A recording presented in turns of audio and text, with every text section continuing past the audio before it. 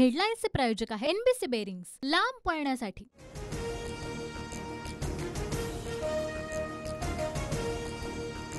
तर T20 विश्वविजेत्या team इंडियाचा महाराष्ट्र शासनाच्या वतीने आज 4 खेळाडूंचा सत्कार होणार आहे।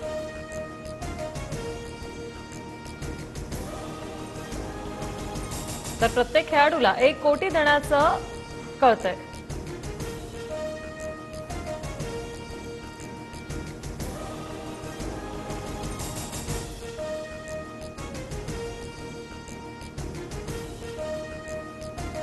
वर्ल्ड कप मिळवल्याचा खूप आनंद, रोहितचे आभार, आमचं स्वप्न पूर्ण झालं। TV9 मराठीशी बोलताना कुलदीप यादवची प्रतिक्रिया।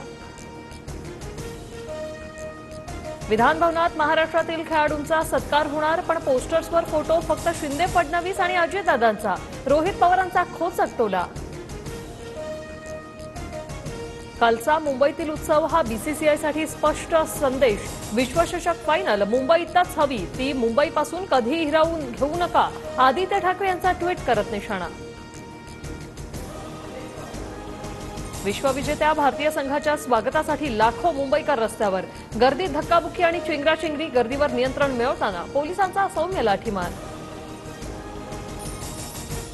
मरीन ड्राईव्ह परिसरातील लाखोंच्या गर्दीमुळे अनेक लोकांची तब्येत बिघडली, श्वास घेण्यास त्रास होत असल्यानं लोक गुदमरल्याच्या घटना। मुंबईतील GT रुग्णालयात 9 जणांवर उपचार सुरू।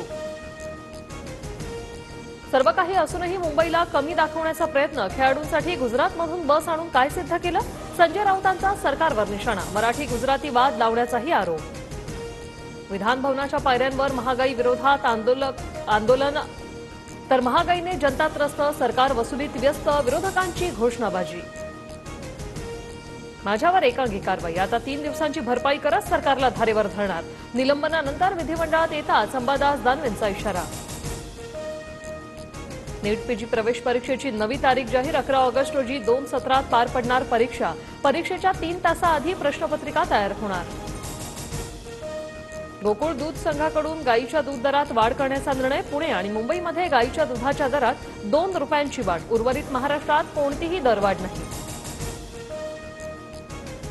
मुंबईतील काही भागात जोरदार पावसाची हजेरी, मंत्रालयात, मलबार हिल परिसरात मुसळधार पाऊस, पुढील 2 ते 3 दिवस कोकणासह मध्य महाराष्ट्राला पावसाचा अलर्ट, तर मराठवाड्यातही हलक्या पावसाचा अंदाज।